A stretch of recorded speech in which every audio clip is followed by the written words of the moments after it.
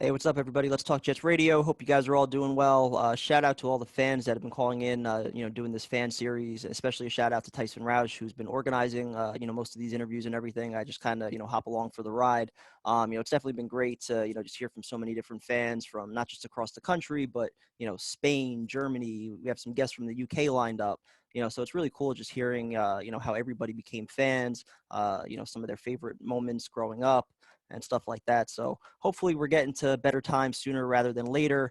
But tonight's news doesn't leave me optimistic that that's happening. So obviously, I don't want to go too nuts about this in the offseason. We've been talking about it for months as it is, with Jamal Adams and his contract saga. The news today earlier reported by Gary Myers that, the Jets were having some issues with, negotiating a contract. And then Samini posted the article about an hour or two ago that, the contract talks are really going nowhere. There's been some speculation about a trade with, half the teams in the league being interested. And, I'm not going to tell you guys any points that you haven't heard from me if you've been following this channel for the past couple months, and listening to some of our arguments. And if you've been listening to Tyson also, who predicted this right from the beginning, comparing it to the Darrelle Revis contract, it's so similar because you had Rex who, listen, he was obviously very infatuated with his number one corner, as he should be. Revis was the best corner in the game. If you log onto Twitter right now and check out Brian Baldinger and the Baldy breakdowns, you can see a lot of the footage from that 2009 season. He was absolutely the best defensive player in all of football.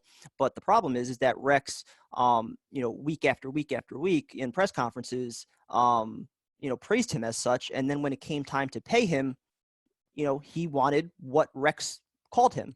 So then, you go to Joe Douglas now, who, a couple months ago says he wants to make Jamal Adams a Jet for life.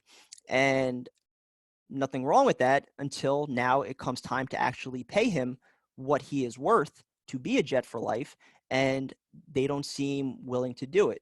Now, could this be Joe Douglas just kind of, drawing the hard line in the sand like he's done with a lot of free agents, trying to negotiate the best deal? Yeah, it's possible.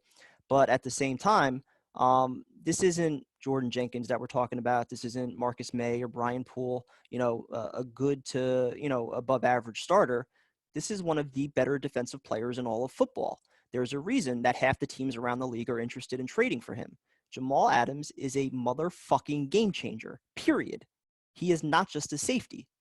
Anybody who says that argument, you are not watching the games. You are blind to his impact on the field and off of it. He lines up at safety. He lines up at edge rusher. He lines up at corner, slot corner, deep safety. You can put him wherever, and he will make impact plays. Let's see what also happens when C.J. Mosley comes back, two of the best defensive players in all of football.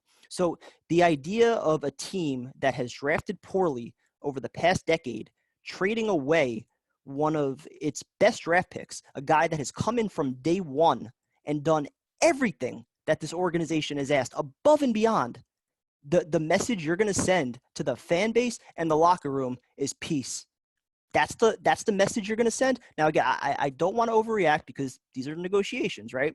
We're trying to get the best deal. I understand it. And Jamal Adams, on his side, he's trying to get the best deal as well. So we know where this information is coming from, right? This is his camp being upset that things aren't progressing as quickly as they would like. It's understandable. But you know what? The Jets have how much money next year? We keep saying it. Over $100 million, right?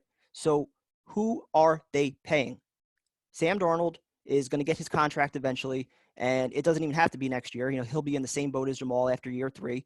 Maybe he gets it next year. Maybe it's, the year after. Who knows?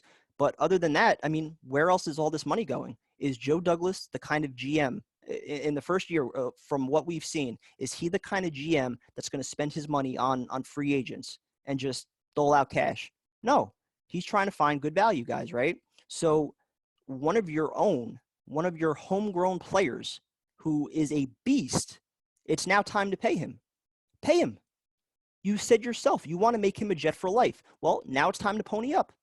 I don't understand. Like, if somebody can give me a logical argument for trading Jamal Adams, I would love to see it. Comment below. I am so willing to listen to any argument about trading him. But you know what? If you were going to do it, why not before the draft, right? The Cowboys pick 17. Look at some of the guys that were still sitting there, or even if you traded him somewhere else. the receivers that were in this draft class, because that's the one area that I think most fans are a little bit upset about, that we didn't get 2 receivers or, a potential number 1. Well, if you're going to trade him, if you were going to trade him, that was the time to do it. Help Sam Darnold now. That would have been the time to do it. And that's the only argument you could have made.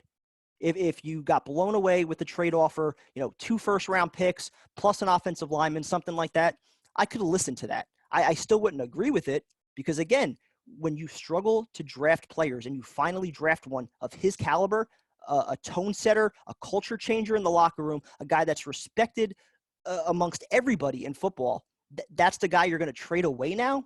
This is fucking ridiculous that we're even having this conversation. Why is it that this is something that has gone on with so many teams for the Jets in the past? Forget just Darrelle Revis. Why is it that when we have something good, it's just a countdown until when we get rid of that player? Why can't we just enjoy having one of the best safeties in football in the prime of his career being a Jet for the next 10 years? It drives me nuts. Again, if you have any logical argument for why the Jets should trade Jamal Adams, I would love to hear it because there is none. He should be a Jet for life, $17 million, $18 million a year. I don't care what it is. They have the money. Spend it.